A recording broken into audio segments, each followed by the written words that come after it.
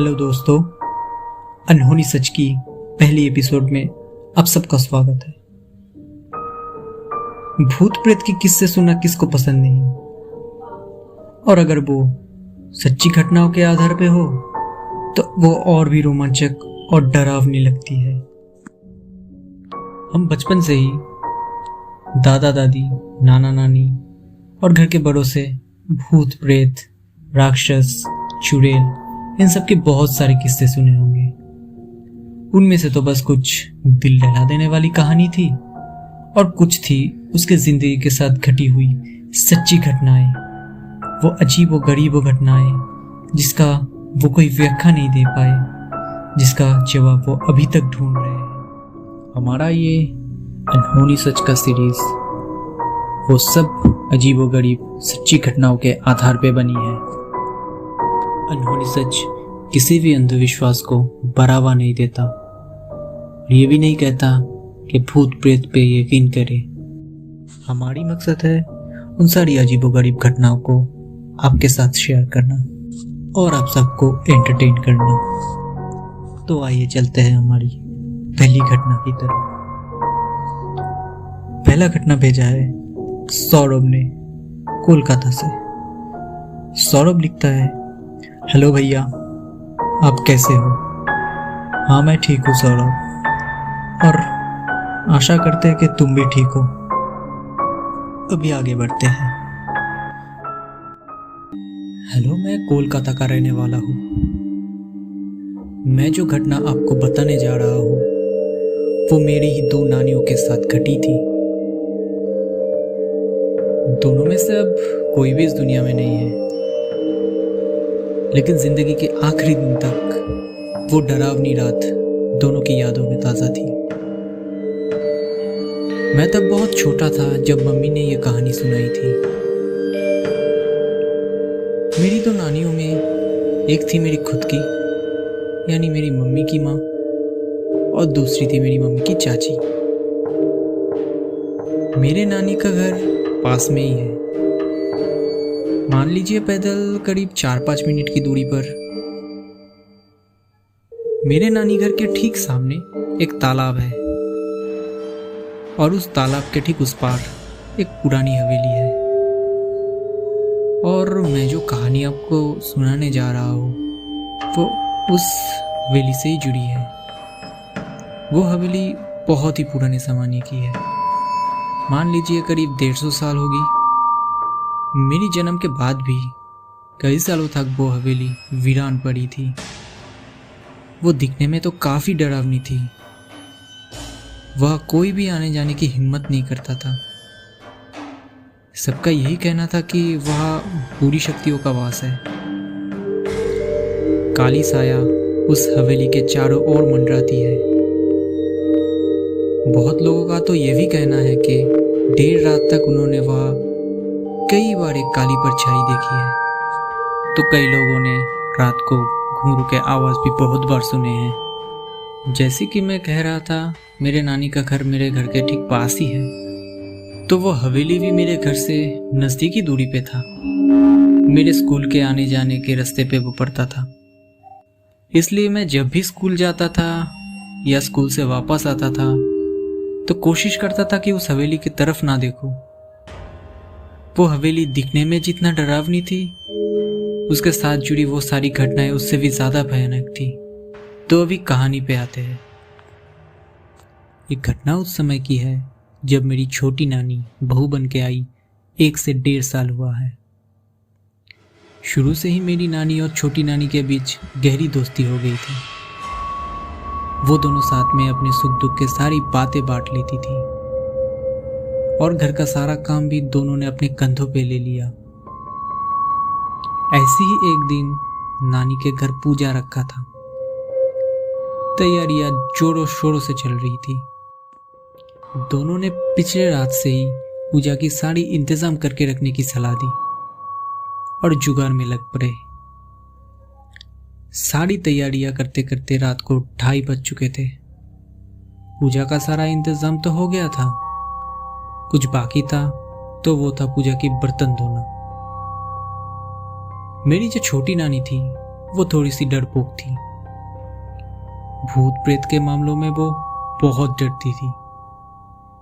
इसलिए छोटी नानी ने मेरी नानी को कहा, सुनो ना दीदी, आज इतनी रात को वहां जाना ठीक नहीं होगा उस तालाब में। कल सुबह उठ के कर लेंगे। वैसे भी तुमको तो पता है ना उस हवेली के बारे में। वो हवेली काफी मनूस है और ये भी जानते हो कि मुझे कितनी डर लगती है इन सब चीजों से। वह पूरी साया का आना जाना है, मुझे बहुत डर सा लग रहा है। यह सुन के मेरी नानी ने कहा, तुम इतनी डरती क्यों हो बहन, मैं हूं ना यहाँ। चलो कुछ नहीं होगा, चुपचाप बर्तन धो के चले आएंगे। तुम उस हवेली के तरफ देखना भी मत, कुछ नहीं होगा। तो वो दोनों तालाब में चले गए। तब रात को 3 बज चुके थे। सब ठीक ही चल रहा था।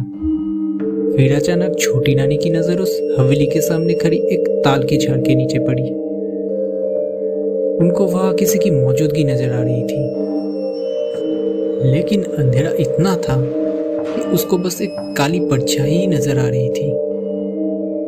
ये देख के छोटी नानी घबरा गई और चिल्ला के बोली, दीदी देखो वहां पे कोई खड़ा है।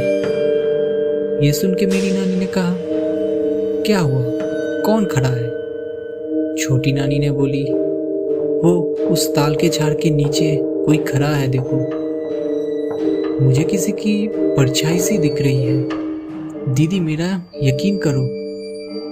मेरी नानी ने कहा, बहन तुम उस तरफ मत देखो, वह कोई नहीं है, ये तुम्हारी वहम है।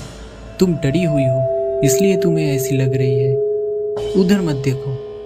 कुछ ही सेकंड बाद मेरी नानी ने जब भी अपनी मुंह उठा के छोटी नानी की तरफ देखा तो छोटी नानी चुपचाप शांत बैठी थी। कोई आवाज नहीं, कुछ नहीं, बस उसकी बड़ी बड़ी आंखें उस हवेली की तरफ इशारा कर रही थी। ये देख मेरी नानी घबरा गई और पीछे मुड़ के हवेली की तरफ देखा तो वह कोई नहीं था। फिर जब वो छोटी नानी की तरफ मुड़ी और उसकी तरफ देखा तो उनकी रूह कांप उठी। देखा कि छोटी नानी के बाल खुले बिखरे हुए थे और मुंह में कुछ बिड़बिड़ा रही थी। डरी डरी सी नानी छोटी नानी से पूछा कि बहन क्या हुआ तुम्हें, तुम ऐसे क्यों बैठी हो, कुछ बोल क्यों नहीं रही तुम, सब ठीक है ना? उस तरफ से जो आवाज आई उसकी कल्पना शायद नानी ने कभी की होगी। एक अजीब सी और डरावनी हंसी उनकी चेहरे पे नजर आ रही थी। छोटी नानी ने कहा, मना किया था ना यहाँ आने को रात में, फिर क्यों आई? नहीं सुनी ना मेरी बात, अब इसकी अंजाम भुगतो। ये सुन के मेरी नानी के शरीर में से एक ठंडी सी लहर बह गई। उसके हाथ पैर कांपने लगे। उसके मुंह से कोई भी आवाज नहीं निकल रही थी। वो मन ही मन में अपने आप से कहने लगी, ये कौन बोल रहा है? ये तो छोटी की आवाज नहीं लगती, क्या हो रहा है इसे? नानी ने बहुत कोशिश की चिल्लाने की, लेकिन मानो वो गूंगी सी हो गई हो। छोटी इस तरह से क्यों हरकत कर रही है? उसको कुछ भी समझ में नहीं आ रहा, वो क्या करे, किसके पास जाए? फिर छोटी नानी जोर से चीखी और बेहोश हो गई। मेरी नानी वहां से जोर से भागी और घर की तरफ गई। इसी समय चीख सुन के घर से सारे दौड़ के आ गए। वह एक तरफ छोटी नानी बेहोश पड़ी मिली। छोटी नानी को घर लाया गया और मेरी नानी को पूछा कि क्या हुआ था। नानी ने सारी बात सबको बताई। अगले ही दिन छोटी नानी की जब होश आई तो सबने देखा उसकी आंखें लाल हो गई थी। वो सबको गुस्से की नजर से देख रही थी। बुखार से उसका शरीर ताप रहा था, लेकिन उसको मानो कुछ महसूस ही नहीं हो रहा। बार बार यही बिड़बिड़ा रही है, क्यों आया था यहाँ? इसे अब नहीं छोड़ूंगा, ले जाऊंगा अपने साथ। जाने दे मुझे। क्यों गया था वहां पे, बोल क्यों? छोटी नानी फिर से बेहोश हो गई। घर में सब परेशान थे। सबकी चेहरे पे खौफ साफ दिख रहा था। क्या करे क्या ना करे, किसी को कुछ भी समझ में नहीं आ रहा था। छोटी नानी की इस हरकत देख के सभी बहुत डरे डरे से थे। फिर अचानक से छोटी नानी उठ के खड़ा हो गई और दांतों से अपनी होठों को जख्म करने शुरू कर दिया।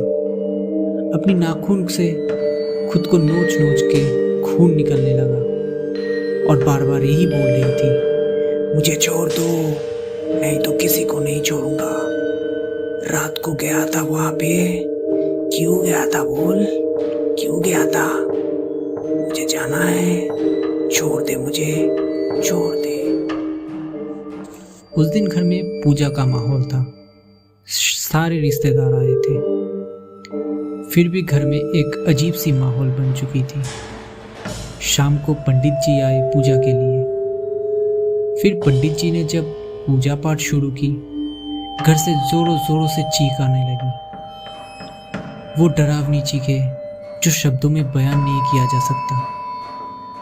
पंडित जी ने पूछा कि क्या हुआ, छोटी बहू ऐसे क्यों चीख रही है? मेरी नानी ने फिर पिछले रात की सारी घटनाएं पंडित जी को बताई। तो पंडित जी ने घर में जाके देखा कि छोटी बहू तब खुद में नहीं थी। बाल बिखरे हुए थे और उसके हाथ पैर में नाखून के निशान थे। बड़ी बड़ी नजर से वो खिड़की की तरफ देख रही थी। पंडित जी ने खिड़की बंद करने के लिए बोला। खिड़की बंद कर दिया गया तो वो दूसरी ओर खुली हुई दरवाजे की तरफ मुड़ गई। पंडित जी ने बिगड़े हालात को देख के एक सलाह दी।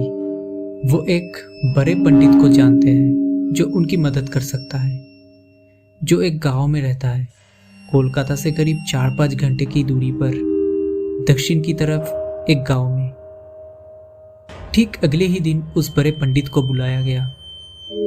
उन्हें देख छोटी नानी की गुस्सा उसके सर पे चढ़ गई। वो फिर से चीखना शुरू किया। बोली, ले जाओ इसे, ये यहाँ क्यों आया है? मुझे भगाने आया है ना? नहीं जाऊंगा, मैं यहाँ से कहीं नहीं जाऊंगा। ये कह के जोर जोर से हंसने लगा।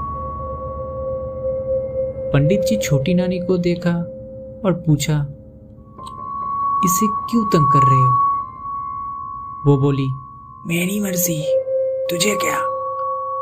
तू जा यहाँ से, नहीं तो तुझे भी नहीं छोड़ूंगा। क्यों गई थी रात को वहां अकेली खुली बालों में? अब तो इसको मेरे साथ ही जाना है। फिर से वो डरावनी हंसी देने लगा। पंडित ने उसे फिर से चेतावनी दी। उसको बोला, अगर तू यहां से नहीं जाएगा तो मैं तुझे बख्श नहीं दूंगा। तू अभी इसी वक्त इस लड़की को छोड़ के चला जा, इसको रहम कर। लेकिन वो ये कहा सुनने वाला था। वो फिर जोर जोर से हंसने लगा और नाखून से खुद को जख्मी करने लगा। हालात और भी बिगड़ते गए। ये देख पंडित ने एक ताबीज निकाला और मंत्र पढ़ना शुरू किया। फिर उस ताबीज को छोटी नानी की सर पे पकड़ा। छोटी नानी फिर से जोर जोर से चीखना शुरू कर दिया। मानो कि कान के पर्दे फट जाए वो चीखे सुन के।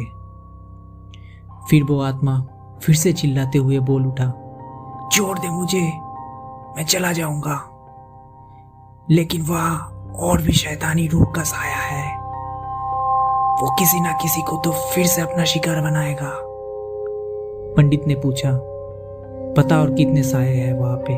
तेरे साथ और कितने साथी है वहां पे? तो उसने बोला, और भी 6 आत्माएं हैं उस हवेली पे। पंडित जी ने फिर से उसे आखिरी चेतावनी दी और मंत्र पढ़ना शुरू कर दिया। पंडित ने फिर से उसे कहा, अगर तू इस बच्ची को नहीं छोड़ के जाएगी तो तुझे और भी पीड़ित होना पड़ेगा। वो डरावनी चीखें चारों ओर गूंज उठी। वो आत्मा चीखते हुए कहा, ठीक है, मैं चला जाऊंगा मैं यहाँ से, मुझे छोड़ दो, फिर कभी नहीं आऊंगा यहाँ पे, किसी को तंग नहीं करूंगा, छोड़ दो मुझे। पंडित जी उस आत्मा से पूछा, मैं कैसे समझूं कि तू यहाँ से चला गया है? आत्मा बोला, ठीक है, मैं जब जाऊंगा, जाते वक्त सामने वाले पेड़ के सबसे नजदीक वाली डाली तोड़ के चला जाऊंगा, फिर कभी तंग नहीं करूंगा किसी को, मैं इसे छोड़ देता हूँ। ये कह के वो आत्मा घर के सामने वाली उस पेड़ की नजदीक वाली डाली तोड़ के चला गया। छोटी नानी फिर से बेहोश हो गई। पंडित जी ने वो ताबीज हर वक्त उसके साथ रहने के लिए बोला। 3-4 दिन बाद छोटी नानी ठीक हुई। उसके बाद वो कभी भी वहाँ पे नहीं गई। शाम के वक्त, सुबह के वक्त वो कभी भी उस हवेली की तरफ देखती भी नहीं। अभी हाल ही में करीब 2-3 साल पहले वो हवेली तोड़ दिया गया। वह पूजा पाठ करके अब बड़ा सा कॉम्प्लेक्स बना दिया गया। अभी वहाँ का कोई भी ऐसा घटना सुनने को नहीं आता। तो ये थी मेरी 2 नानियों के साथ घटी हुई उस रात की एक डरावनी घटनाएं। तो दोस्तों, अगर ये घटना आपको अच्छी लगी तो लाइक ज़रूर कीजिए।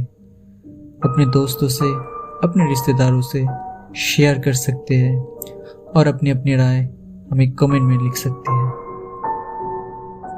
अनहोनी सच से जुड़े रहने के लिए चैनल को ज़रूर सब्सक्राइब कीजिए और साथ में बेल आइकन को दबा दीजिए ताकि आगे से हर वीडियो की नोटिफिकेशन आपको मिलती रहे। साथ में अगर आपके साथ या फिर आपके आसपास के लोगों के साथ जुड़ी कोई भी अजीबोगरीब घटनाएं हो तो आप हमें शेयर कर सकते हैं हमारी मेल एड्रेस और हमारी फेसबुक पेज के इनबॉक्स में। लिंक आपको डिस्क्रिप्शन में मिल जाएगा। आज के लिए बस इतना ही। अगले एपिसोड में मिलते हैं एक नया और डरावनी घटना को लेके। Good night, take care.